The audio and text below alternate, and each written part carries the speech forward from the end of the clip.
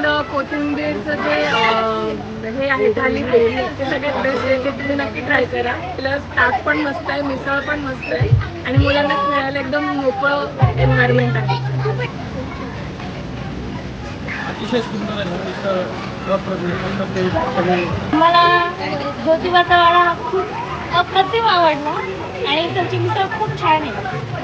तुम्ही नक्की भेट द्या. मिसळ छान आहे इथं सगळं म्हणजे मिसळ त्यानंतर वडा रस्सा जिलेबी वगैरे खूप छान आहे.